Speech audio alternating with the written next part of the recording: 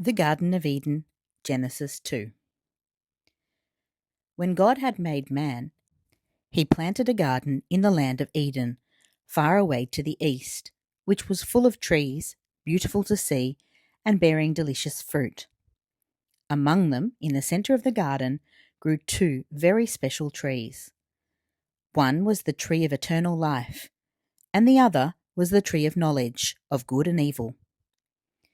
If a man were to eat the fruit of the second tree, he would learn that good and evil existed, and would long for ever-increasing knowledge, in spite of all the problems and difficulties that would arise. God put Adam, which is the Hebrew name for man, in the garden to look after it. He said to him, "You may eat the fruit of every tree in the garden, except that of the tree of knowledge.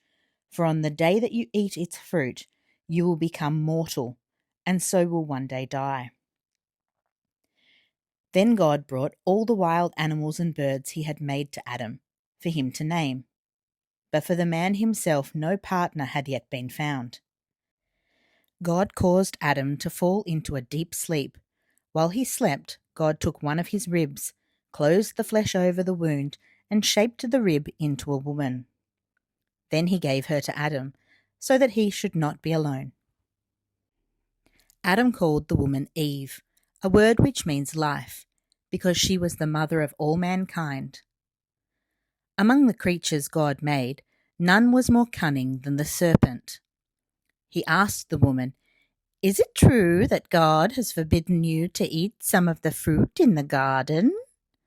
Eve answered, "We can eat any fruit except that from the tree in the center of the garden. If we eat that, we shall die." "Of course you will not die," said the snake. "God has told you not to eat it because he knows that as soon as you eat the fruit, you will become like him, knowing both good and evil." Eve looked at the fruit and saw that it would be good to eat. She looked again, and the more she gazed, the more luscious the fruit appeared. She did not want to disobey God, but the temptation was too much for her. She picked some fruit and ate it, and gave some to Adam, and he ate it too. The first result of eating the fruit was that they knew that they had done wrong. At last they understood what disobeying God meant. They became ashamed of their naked bodies and tried to cover them with clothes made of fig leaves.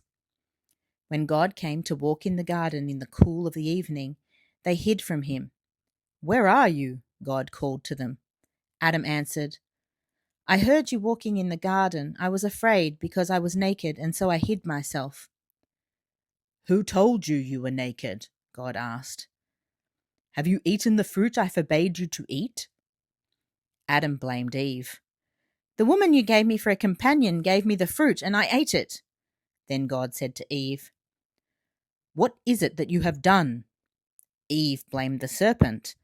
"The serpent tricked me and I ate the fruit," she said.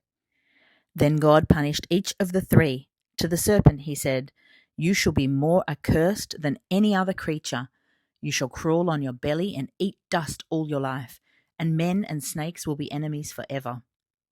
To Eve he said, "I will make childbearing painful for you. Yet you will long for your husband, and he shall be your master." To Adam he said, "Because you listened to Eve and ate from the tree which I forbade you to touch, the ground will be accursed for your sake. You shall sweat and labor and suffer all of your life in order to make your living from it.